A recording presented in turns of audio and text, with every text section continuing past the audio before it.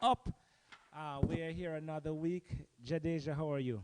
I'm doing good, Pastor. How are I'm you? doing well. Praise the Lord. Praise the Lord. Well, today you are on your own in that you will be interviewing Pastor Parker. Hmm. We'll be talking about dating. Right.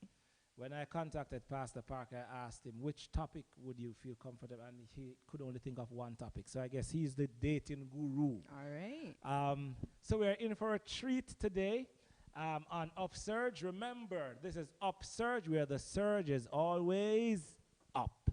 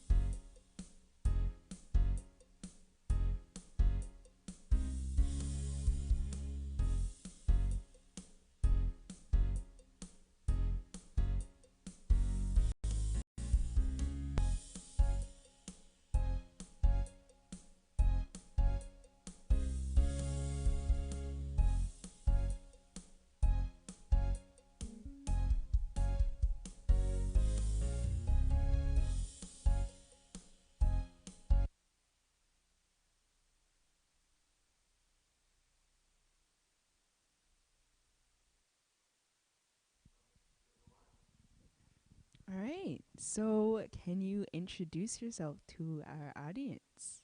Oh yes, I'm Pastor Jermaine Parker from serving as one of the assistant pastor at the Philadelphia Seventh Day Adventist Church, and of course, it's a pleasure being here to discuss a topic like this because this is one of the issues that I have explored a lot while doing my master's degree in family therapy, Right. right? Clinical counseling in marriage and family therapy, Hmm. right? So, so it's a pleasure for me to discuss anything relating to relationship, including dating. Right, right. Well, Hmm. welcome, Pastor Parker. You guys are in for a treat. We were talking a little bit before this, and he has some great insight. So I'm really excited because this is a really important issue, especially for youth, Yeah. because at that age, that's when people start to get together, and the values that the world has created around dating. Well, for me, are questionable compared to what God says relationships should be. So I think this is a really important Yeah. topic to discuss. So let's get on into it. So really big question, kind of broad. What is dating? Well, we can look at dating from the perspective of gathering information Hmm. about a potential spouse, Right. right? In the context of the Christian, we're talking about a spouse in the the male-female, Hmm. adult male-female context, Hmm. right? And of course, because of course we don't believe in same-sex relationship. Right. So the reality is that because there is this intrinsic need for companionship and togetherness and to express this social nature that we all possess, Hmm. um, we tend to want to have relationship, especially meaningful relationship, and so we engage the process of dating. And that, in my perspective, is you getting to know someone, gathering sufficient information so that you can Hmm. actually make a decision to actually get married. Right. Yeah, Right. to Yeah. get married, and I'm stressing that. Right. So Yeah, that ties into the next question that I had is with dating, should the only reason why you date someone is to potentially get married, yeah. or are there other reasons why an individual could date somebody? Well, based on my understanding, my perspective is that the main focus or the main reason should Right. be marriage. But Right. unfortunately, we Mhm. live in a world where there are different, reasons why people engage in dating. For Right. example, we live in a world right now because our minds are so distorted by sin and the different values and principles that the world Mhm. basically gave us Right. over time. You have some individuals that engage dating to exploit people, Mm-hmm. to exploit someone of the opposite sex. Right.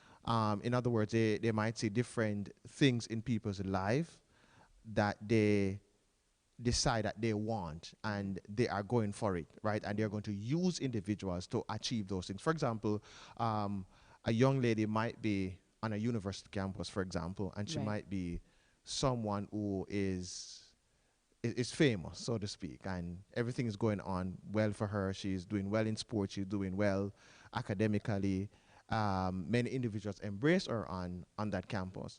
So this young man now might see her and might be interested in her because he wants to actually maximize on the opportunity of expanding his social acceptance. And so he may try to engage in dating. So that's exploitation. So Right. it's exploiting her in that sense. You have some, other young men, and I'm saying young men, of course, it happened among young ladies as well, Right. where, their ultimate motive is to engage in physical intimacy Right. with somebody of the opposite sex. And of course, the whole purpose is to exploit in that particular area, and not necessarily because of the other important qualities that the person possesses, or they decide that they're going to go into that person's life and contribute meaningfully in terms of a relationship and the person's needs as well. Right? So Right. it's unfortunate, but I think from a biblical perspective, from a Christian perspective, Right. separate and apart from, exercising your social skills and engage in what is called personal development, the main reason should be to get married, to court someone and eventually get Right. married to that person. Right. That should be the purpose Right. of dating. That's my perspective on that. Right, right.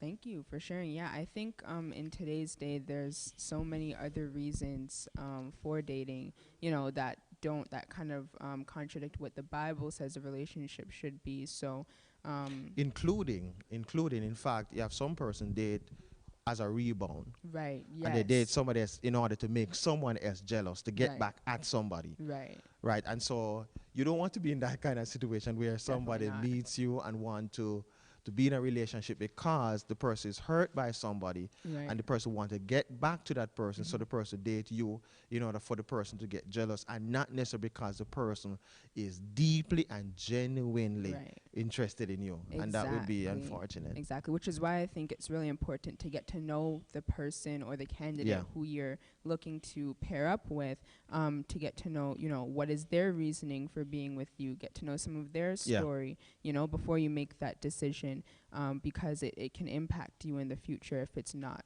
the Yeah. best match. Yeah, So big that's- time, yeah. Yeah, Mhm. that's important. So, I think people start dating, in today's day, really, really young.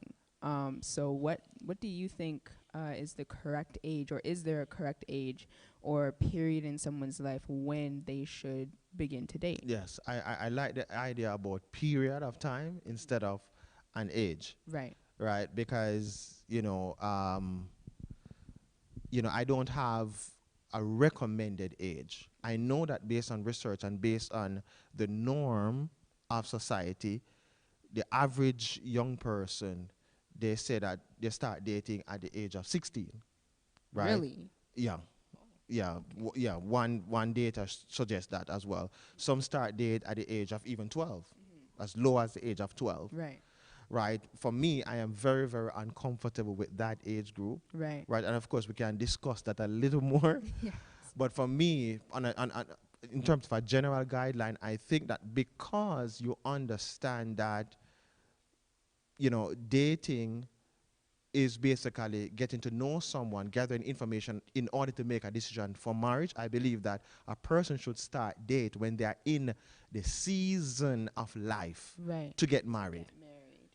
And when I say the season of life, many person might be, what are you talking about, Pastor? Yeah. What is the season of life? Yeah. The season of life that speaks to a certain level of maturity, physically, mentally, emotionally. Mm-hmm.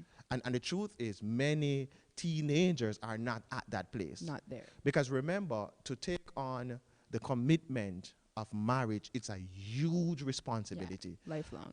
Yes, and that is why, when you look at the biblical principle in Genesis chapter 2, it says here, the man should leave his father and mother and then cleave to his wife. You see that principle there? Yes. So, and the text didn't say a boy should leave and cleave. It says a man should leave and cleave. There's a difference there. Yeah. So dear God is actually, implying to us that there is this need for individuals to be grown, to be able to take on certain responsibility in their life, and to embrace certain, what would call certain important values, and carry them out effectively in his or her life in order to take on that. Because to manage and to care for another person's life, that's a huge, huge, huge responsibility. And that is why some person, when they go to the altar, they tremble. Because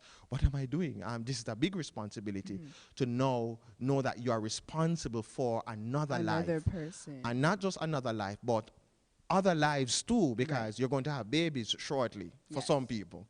And that's a huge responsibility. And so I think that the season of life should be, you are in a place where you are mentally ready, you are socially ready, you are financially.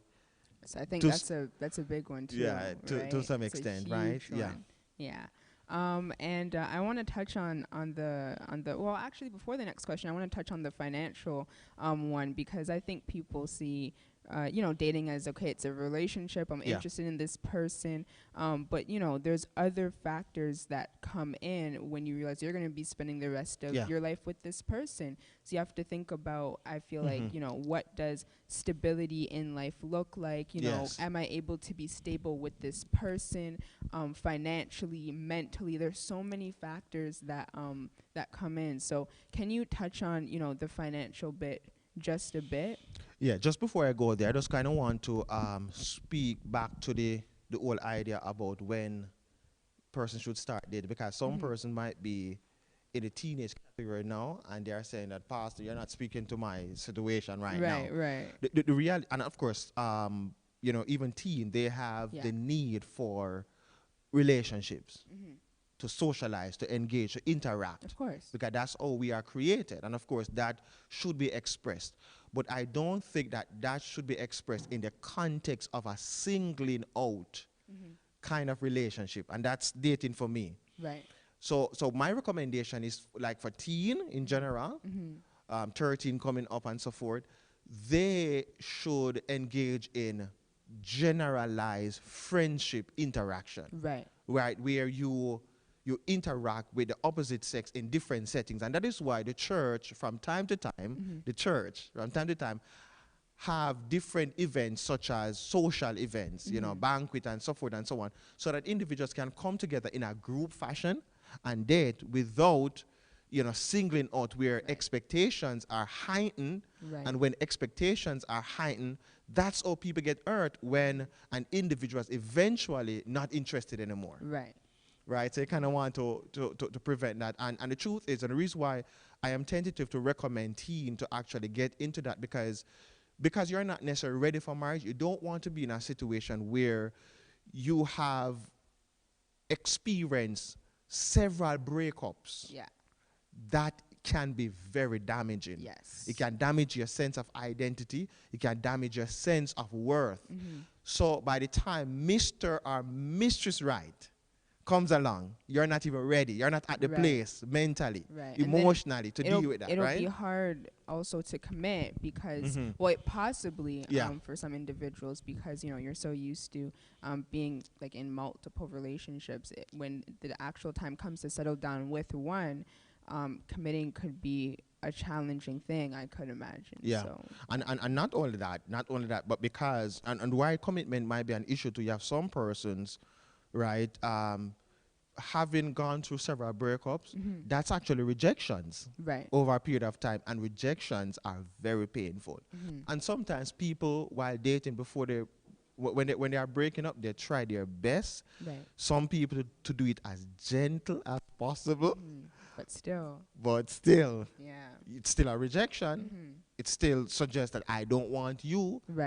right? And some people, they can't process that the Right. right way. Right. And so they carry that baggage Mhm. for several years. Mhm. And it affects different areas of Yeah. their lives. Yeah, I think Mhm. that's a Yeah. really important thing to touch on, because while it's realistic to maybe be in a relationship and then it doesn't work out, but different people process that a different way. Yeah. Some people could process it as, okay, this wasn't the right person for me, or some people could process it as, okay, why am I not good enough? Or I just feel like I'm not appreciated or accepted, especially if they had other instances in Yeah. their life when they felt like no one else accepted them, Yeah. and then that person came along, accepted them, and then they felt happy, and all of a sudden they don't want them anymore. Yeah. So then it adds to that. So Yeah. that's Yeah. Yeah. mhm.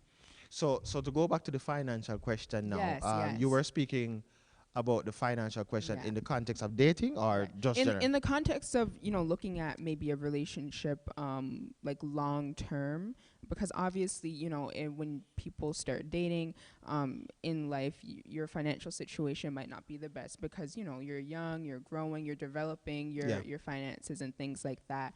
But I think it's important to talk about dating and like sort of look at a relationship long term, and from a financial perspective, do you have any insight on that, or like what can everyone for everyone who's watching, maybe if they are young, what Yeah. can they think Mhm. about in the financial area? Well, the first thought that actually comes to mind is that when it comes down to it takes cash to care. Someone's not gonna like that.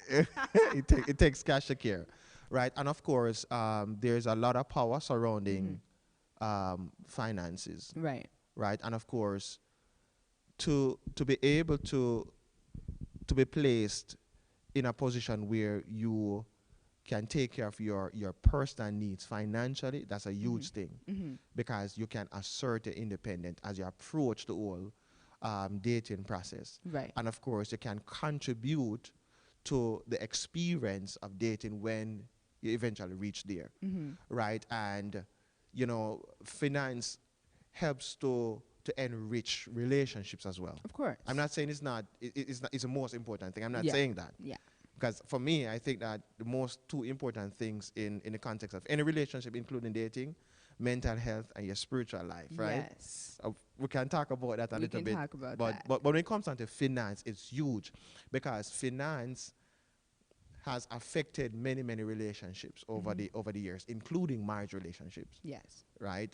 Many couples are struggling because of issues surrounding finances, right? And Right. so it's a huge conversation. And of course, when you are a single person and you are able to pursue your financial ambition and to be successful where that is concerned, that says a lot about you as an Right. individual. It says a lot about your intention about a future relationship, including dating, Right. right? And of course, the truth is, you should, when you start to take care of certain areas of your life, including your financial side of life, it is one of those things that I believe that you are actually demonstrating your capability of loving somebody before you even Right. find that person, Right. right? So Right. so that's huge. The truth is, many persons, before they get married, they are not at that place where they are on top where finance is concerned. And it should not necessarily be what do you call it again, a deal breaker in the context of relation, because if that was the case, my wife, I wouldn't be married to the wife that I have. Right. Because when she saw me on campus, I mean, the way I look now, the way I feel about myself, and many, different. it's usually, it's totally different now. Right. But guess what? I believe, I only can say I believe, that she chose me because of the ambition that I have. Right. And the ambition inspires her to believe that one day he's going to be at a place where he's better financially. Right. Right, so that's huge. Right. Yeah. Yeah, I think that definitely is important. I mean, like, you know, especially when you're young, you're still figuring it out. Yeah. But I think it's like, okay, are you looking to be better? Are you looking to better yourself? Exactly. Or is this where you just want to stay and be? Are you comfortable? Like, are you a type of person that wants to Yeah. grow? You know, of course, if someone doesn't have it, it's not like, oh, you're broke. Like, you're just a no for me, you know. Maybe not like Yeah. that, but maybe Yeah. look at it from a perspective of, does this person have a growth mindset? You know, is he aspiring to? That's the point. Right? Yeah. Because if you're not, and then, you know, you guys decide to build a future together, what will your future look like if this person is not aspiring to put in Yeah.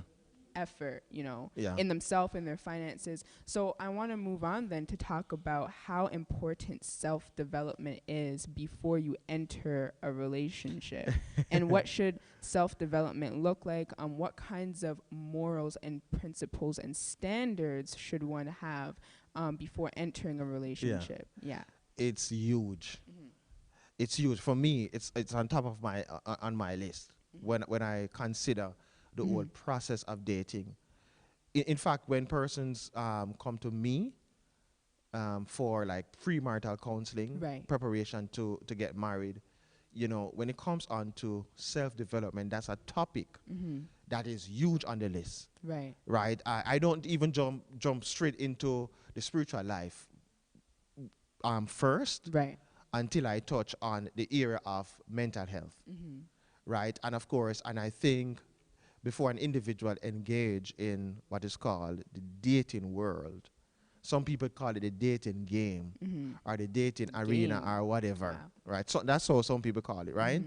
I think that they should take care of themselves, take care of their mental health. For sure. And when I talk about mental health, I'm talking about mental health from the context where you are functioning in a healthy fashion. And even though you might have issues in your life, you have the appropriate skills where you can cope through those Deal things. with those problem solving, right? Yes, you can solve problems. You still can maintain good relationships. You're respectful of others and you're respectful of yourself, right? You embrace some wonderful values in your life. You are growing and you are putting things in place to get there. All of those things suggest mental health, Right. especially the relationship part. If you want to know a person's mental health, look at the relationships that they have in their lives. In their life. I think that's really big, you know. Yeah. Maybe because it can be a clue as to, Yeah. okay, how does this person handle different things, what kinds of interactions, or just their true self. Because if you look Yeah. at, you know, the interactions that someone has had with someone who they've known for a long time, it sort of says a little bit about them, you know. How do they treat those individuals? You know, relationships that they have with their family or with their friends, or maybe look at a relationship that they have that maybe, or with somebody, what am I trying to say here? Look at the conflicts that they might have, and, you know, what sort of, Yes. why do those conflicts arise? Yeah. How do they deal with conflicts, Yes. conflict resolution, that sort of thing. That's what I was trying to say. And persons, you should look out in yourself and others about this victim card that Right. people always pull, right? In the context of relationships, somebody always doing them something. Right. Um, Accountability. Yeah, is yeah. the word. You know what I Yeah. mean? Do they take accountability? Yeah. Because then, you know, if they're the type of person that plays victim all the time, what's going to happen when, you know, there's a conflict between the both of you, you know, and if they're not going to take accountability, especially if they're definitely in the wrong, how that might cause some problems. No, it will definitely cause some serious issues. Yeah. And, you know, one of the concerns that I have is that when you ask relevant questions or you observe for a period of time, you may discover that a person might be in different relationships, and almost every relationship that they are in basically fail. Right. We're talking about work relationship, relationship within the context of their family, other casual relationship, church relationships, right, school relationships, and it's just a constant, you know, you see this, you know, constant pattern of bad relationships. Yeah. And when you talk with them, it's like it's always somebody else's fault. Yeah. It's always, you know, the boss's fault, Right. or the school teacher's fault, or the classmates' fault, or the church member's fault. Right. Right? But you notice the pattern over time. So it will leave you to come to the conclusion this might not necessarily be other people issue. Right.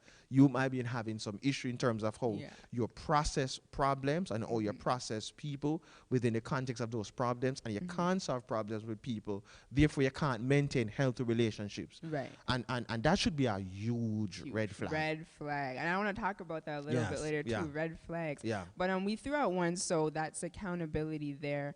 In terms of, just different, when we're talking about self-development, different things that you probably should work on before getting into a relationship. I think accountability is a huge one because naturally as humans, we don't want to feel like we're in the position of blame. So, to make ourselves feel better, we try and put things on other people sometimes, unrealizingly, not meaning anything bad by it, but it is something to be mindful of because having accountability is important.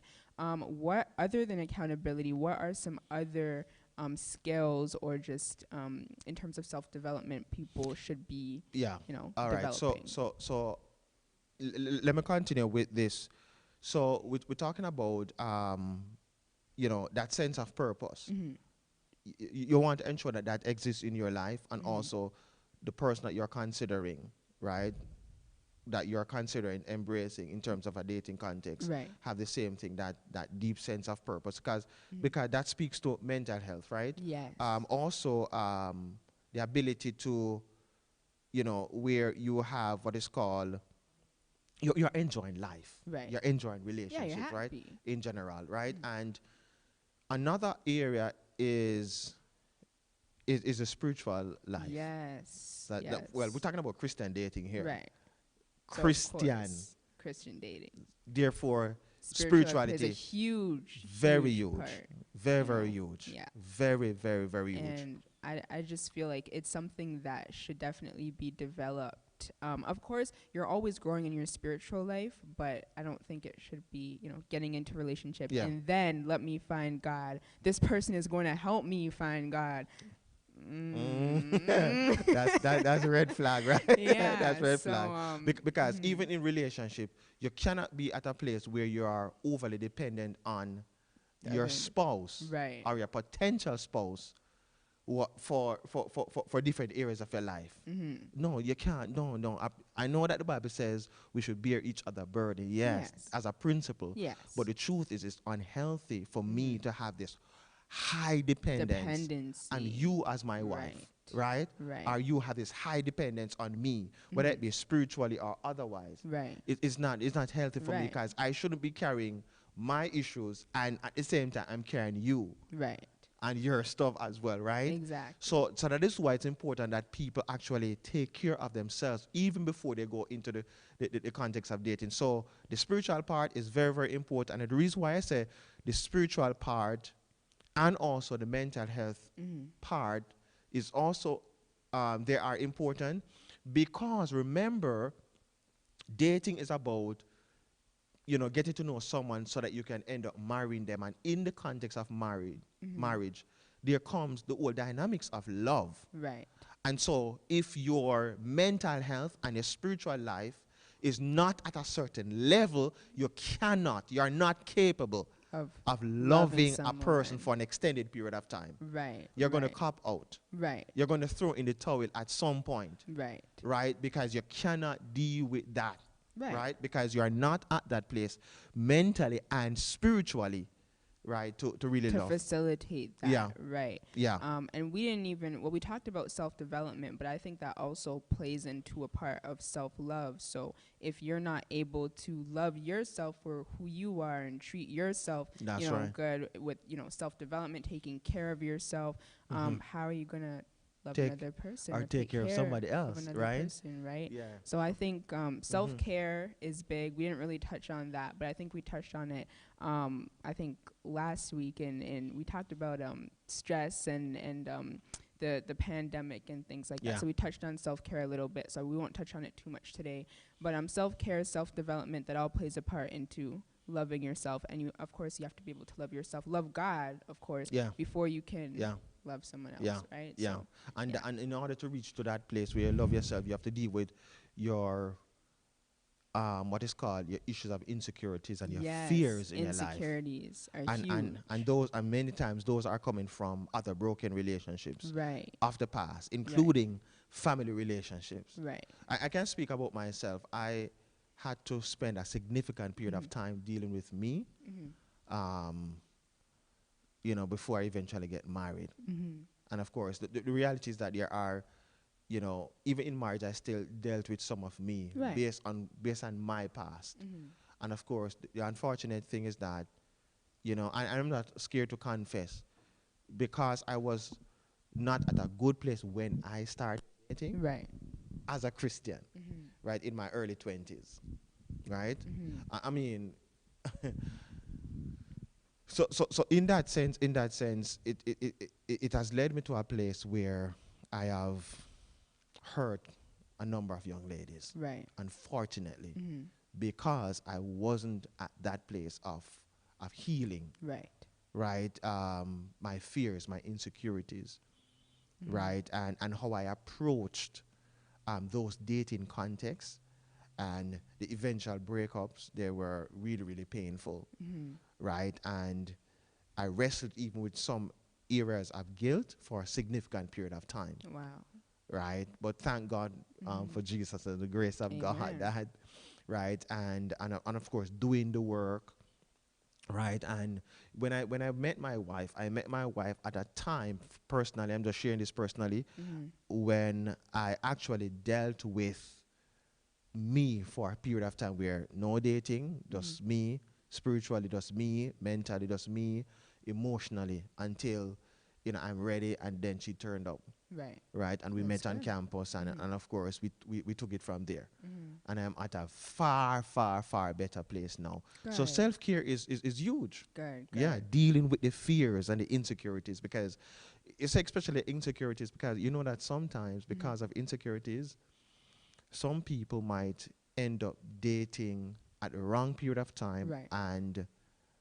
and also date the wrong kind of people. Right. For the wrong reasons. For the wrong to reasons. maybe fill a void that their Yeah. insecurity Yeah, has because you have caused. some persons, because of insecurity, I'm going to date somebody because I need to always be in a relationship to Right. feel good about myself. Myself. Because when I'm in a relationship, that's when I feel good Feel about myself. valued. Yeah, Yeah. you feel valued. You know what I mean?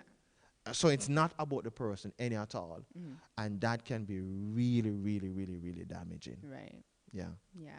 So And- self-care is important, yeah? Yeah, I definitely heard that. As you were speaking, I thought about something when you brought up, insecurities. I think there are, like, over the span of someone's life, a lot of situations happen that maybe feed into insecurities, some that we might not even be aware of, some Yeah. that might be subconscious. So, do you think that it might perhaps be a good idea? Because when people hear counseling, they think, oh, like, I would never, there's nothing wrong with me. I don't want counseling, They think that there has to be something wrong to talk to somebody. And realistically, there needs to be nothing wrong with you, It's just about talking, because when you talk, that you can sometimes learn from yourself that way. You can sometimes unpack things that you never knew bothered you or that were there. Yeah. So do you think before someone enters a serious relationship, should they think about getting counseling or just talking to somebody about it? Yeah. Maybe uncovering some things from their past that might affect or damage the relationship that they're engaging in currently. Yeah, definitely. And of course, when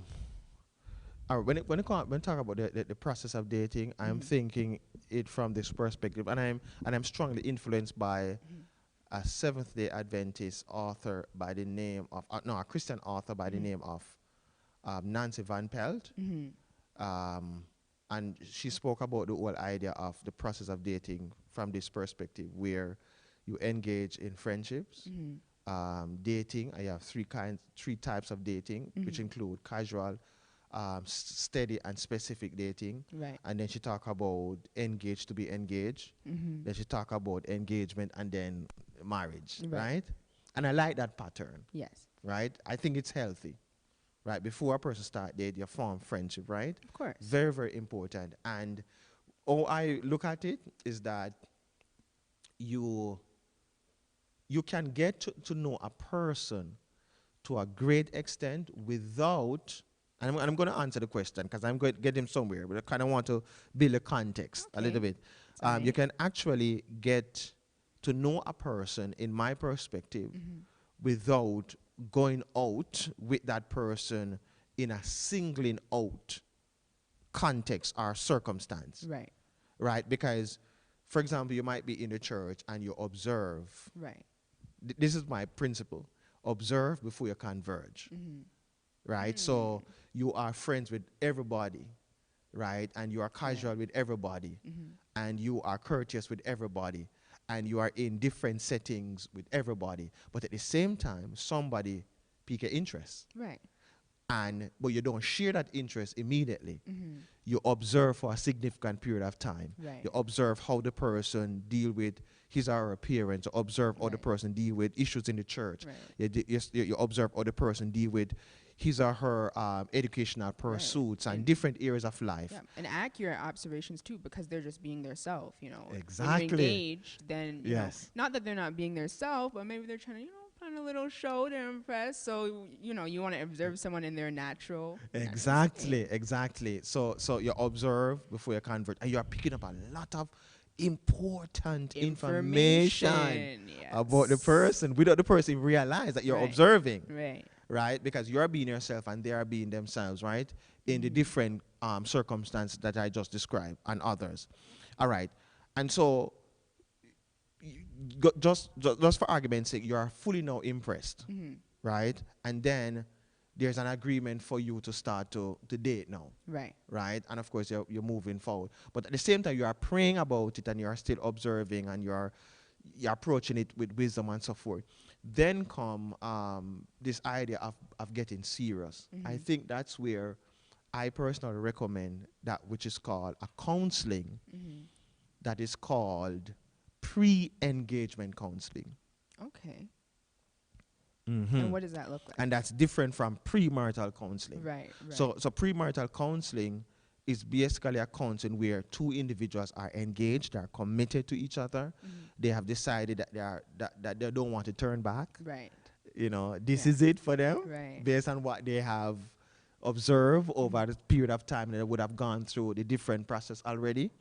But pre-engagement now is a kind of counseling that helps you to deal with some of your issues, insecurities and fears and a lot of stuff. And it helps you to make a decision whether or not you should go ahead and engage. Wow. I did not know that was a thing. I'm glad that you mentioned that because there are people that are watching. Take notes. Take notes. Yeah. Yeah. It's definitely. So it's really powerful in my view. Yeah. Because that can help you to deal with to prevent a lot of stuff. Yeah, for sure. In the context of engagement. Let me tell you, the statistics suggest that between 40 to 50% of all engagements failed. Wow. Pre-engagement counseling can prevent that. Wow. Or can minimize that number. Yeah. Right? Can you imagine 40 or 50%? Can you imagine? It's a good amount. Yeah. Of engagement. And that is absolutely painful. I have heard of stories where individuals who have broken off in terms of engagement 3 times, like ring on finger and all of that, and people are planning and it failed. I think that shouldn't happen. Right. Praise God, it happened because best you broke off before you get married. Right, because that's a whole other story. Yeah, but all of that is still a mini divorce. Right. It's a mini divorce, and any kind of divorce, whether mini or whatever, it's very, very painful. And the pre-engagement counseling can help maybe unpack some issues that would potentially lead to that, and then, like you said, prevent that. So that's really good. I'm glad that you brought that up. And also, even before pre-engagement counseling, even before going into the whole dating world, it's still wise for a person to go in to take a few sessions to deal with some stuff that they are dealing. Just being real with yourself and being real with some of the the brokenness in your life, Mhm. and you see a pastor who's qualified, or a Right. qualified psychotherapist or counselor who can help to guide you through some of the thoughts and feelings and help you to process them in a Mhm. healthy, meaningful way. And of course, that can contribute to you feeling good about yourself. Right. So eventually, when you go into the dating world, you are at a good place so that you Yeah. do not damage somebody's heart. Exactly. Yeah. And I think in today's day, there's a culture of, just giving someone, your baggage and your problems, not in maybe in that way, because that sounds bad, but just, just being yourself and just being in a relationship where somebody is okay with your faults and your problems and things. But, when I think about a relationship, it's like, okay, I'm going to be with the person I want them to give me my best. So, of course, shouldn't I want to give them, my best? Exactly, yes. Or what did I say? You would want them to give you their best. So, wouldn't you want to give them your best? Yeah, that's healthy hopefully- relationships. Right, right. So, to Yeah. do that, of course, you want to deal with some of the things that you have instead of just completely unloading it on them, because I don't think you would want someone to unload all of their issues on you, because you don't know, what somebody could go through in their life, and that could be really heavy. So you would want them to Yeah. sort of, figure that out as well. Yeah, definitely. And of course, that point is absolutely huge, Mm-hmm. because what I've discovered is that you'll find an individual who have Mm-hmm. a list of different qualities that they are looking for Oh. in a spouse. Right. We're talking about whether it be a long list or a short list, Mm-hmm. right? I want the person to possess this. I want the person to have this. Is This that list. is that healthy? And all of us, we have that. Right. It's okay. It's okay to have it. Okay. However, this is the issue. Mm-hmm. Are you that on the list? Take notes. Take notes. No, I think that's huge, because I think a lot of the times, we're talking to our friends, and it's just like, well, I want my future person to be like this. I want them to work out. I want them to look good. And it's just like, okay, are you putting effort into yourself? Like how you want them to put effort into their self? Do you have some of the skills that you want that person to have? Exactly. And of course, they always say opposites attract. So it's not like, you have to be everything that your spouse is, but maybe some of the moral things, like you want them to be committed, you want them to care. Are you willing to care about them if you want them? And that is why I personally believe that people need to process even that statement some more. Opposite attract. Mm-hmm. Right? People need to process that really serious, because that can be deceptive to Right. some extent. Right. Right? What we talk about is complementary differences. Mm-hmm. Right? Yes. You know what I mean? There's a Yes. whole huge there's a whole different ball game that. Mhm. That's a huge conversation in of itself. We're Right. talking about complementary differences, right? So definitely, and the reason why I say that, because you have this list, but at the same time, your life doesn't line up with that particular list. Right. You know what that means? That means that when you eventually find that person, or that person, comes at your disposal, that person doesn't want you. The same person that you have in your head, that you have in your mind, that on that list, that invisible list, some people make it, actually tangible too, right? That list. When you eventually find that person, guess what? That person doesn't want you, because guess what? You didn't put in the work, and you are not at a good place for that person to actually deal with you and tolerate you and so forth. And that is why it's huge to take care of yourself, because you are loving. When you take care of yourself, you're actually loving your spouse even before you meet them. Right. That's true. Wow. I didn't realize that. Yeah, huge. And then this, when I met my wife, because I put in the work, I was confident in terms of what I know she's going to get. I know Right. I have my weaknesses, Yeah, of course. But I- you know what you bring to the but table. I know exactly what I'm going to bring to the table in Yeah. order for her to benefit for a significant period of time. Right. We're talking about for a lifetime. Right. Yeah.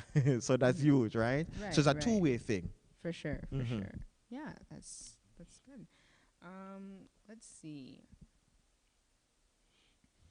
We have 10 minutes left, and this is such a big topic, you guys, and there's just so many questions. Usually how we would have it is, we take questions from our people who are watching, from our audience, but it's Yeah. not set up like that today. So if you guys do have some questions, feel free to write them down, and then somebody will go and collect them, and hopefully we can get back to you, because, Yeah.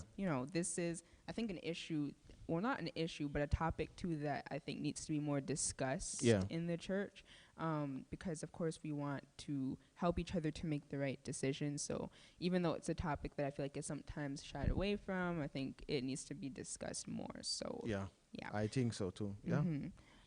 In terms of like how long a person should date until marriage, because marriage is a really big commitment. What do you think that should look like? How long? Like, is there a minimum? Is there a maximum? Is there like a too long? Like, should people be dating for years upon It can't be years too upon long, years? yeah. Yeah. Can't be So too what long. do you think? And that is why if people should follow the principle Mm-hmm. of waiting until you're in the season of life, Right.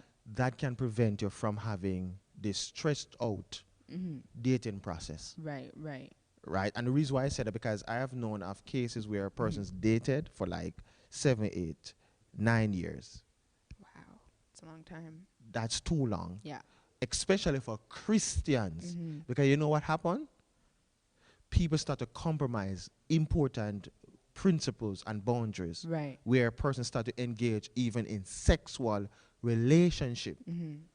right? Because you're attracted to each other, Right. and you are in that context for this long So period long. that can be Yeah. how long you're going to wait for that, Exactly. right? So and that might not be healthy for us spiritually.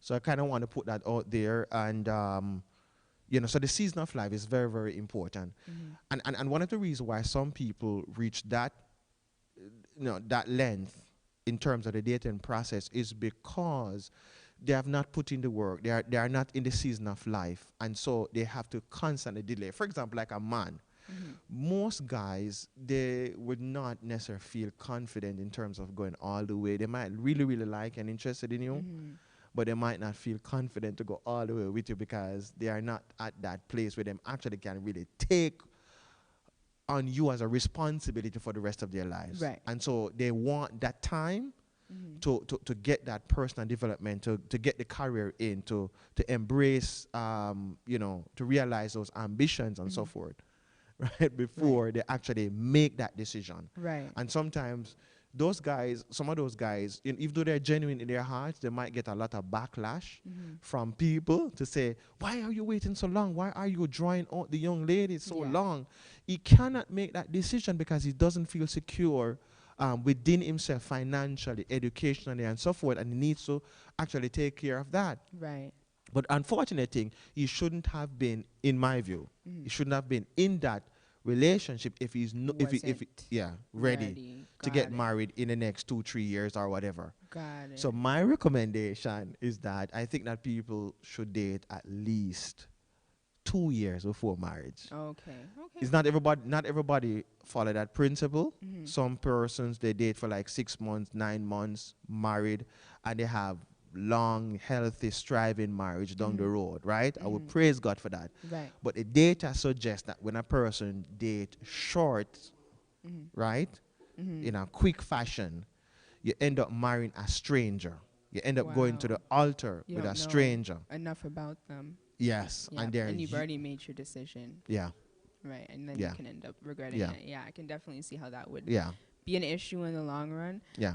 Thank you so much. So we are coming to the end, and I believe we have about 5 minutes, but I really want to touch on the spiritual side of a relationship. We touched on it a bit, but when two individuals are in a relationship, what should their spiritual life look like in terms of, going to church, family worship, individual worship? What should that look like? Yeah, definitely.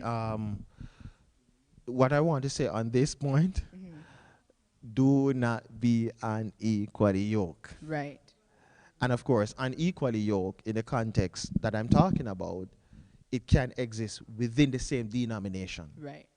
right? Both of us, we can be Seventh Adventist, Mhm. And still Christians, be. and we still differ in terms of beliefs, Yeah. right? The Bible says, can two walk except they agree? And so you want to make sure that the person share the same spiritual values and principles, Mhm. right, with you in most areas, right? Especially areas surrounding the denomination, Right. surrounding the Bible, surrounding the mission of the church, Mhm. surrounding personal worship, family worship, things like that, having their personal devotional time, and they are serious about that, and they are actively involved. And of course, these principles from the Word of God is being manifested in their life, because Right. don't take, that this is my perspective. Don't take the people's word for it. Trust the behavior more Yes. than what they say, right? Actions speak Yeah. louder Yeah. than words. Because you should never ever marry potential. Mhm. Don't That's marry big. potential. That's big. That's big. I just wanna like emphasize on that. No, because a lot of people have good hearts and this person, they have so much potential, Yeah, they no, but no. they're good people. They're just working on it. No, For how no, long? no.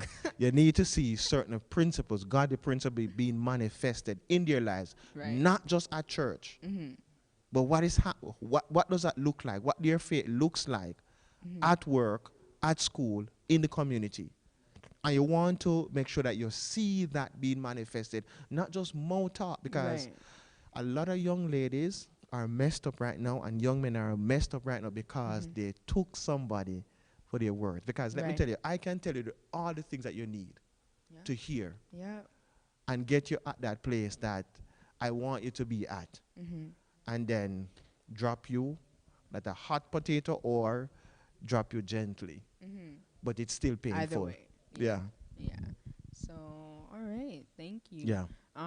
Thank you for being here today. I really do appreciate this, you Yeah. coming, talking about it. And I think it's really important that we as youth have, older adults, or just adults or people who are more experienced, to talk to about these things, because sometimes as youth we think that we know it all. We really do. Yeah. But we can definitely learn from you and others who have experienced this. Yeah. And I'm sure you went to school for counseling, so you understand, and you've had experiences Yeah. where you've learned from other people's, I'm sure, experiences as well. So I really want to thank you for coming here today. I'm sitting here and it's just like, well, there's so many other questions that I have. I wish we could do a part 2, but maybe we'll see about that. I just think this is such an important topic that we can all learn from, even the individuals who have been in a relationship for some time. And I'm sure you can agree there are so many other subtopics under dating that we didn't even touch on today, right? Oh, yes. I'm So, telling you, yes. yeah, but great. Maybe next time. Maybe Yeah. next time. Yeah. Great conversation. I'm really glad that you came. Do you have any closing words or just closing thoughts? Yeah, definitely. When it comes on to this whole idea of dating, right? And it comes on to young people, definitely companionship is an intrinsic need Right. for all of us, based on how God created us. God created us to exist in different relationships. But it's very important for us as young people to embrace the wisdom of God. As you mentioned, some young people think that they know it all. And of course, young people know a lot. Yeah. But they don't know everything. We are all still growing. And therefore, let us embrace the different principles and values that exist within the context of our church. Right? And utilize them so that we can form and establish and maintain healthy relationships going forward. All right. Thank you so much. Yeah.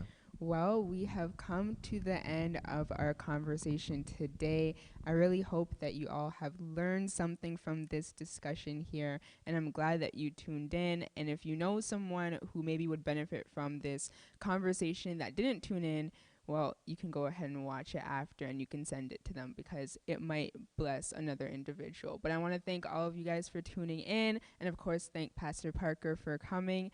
And we are out of time. So on that note, hmm,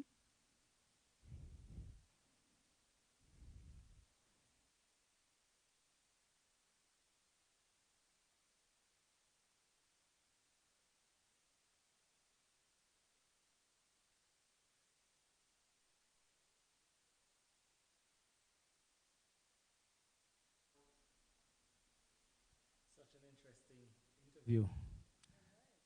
Um, Real insightful. We'll be doing a part two to this because I think I have some things to share. Yeah, I think Pastor Parker brought a lot of light to a lot of stuff he kind of scratched on the surface, but we need to go a little bit deeper. So we will be doing a part two to this. Hopefully, Pastor Parker can join the panel next time we do this. But this is Upsurge, real people, real conversations, real questions, real answers. Upsurge, where the surge is always up, and it's a wrap.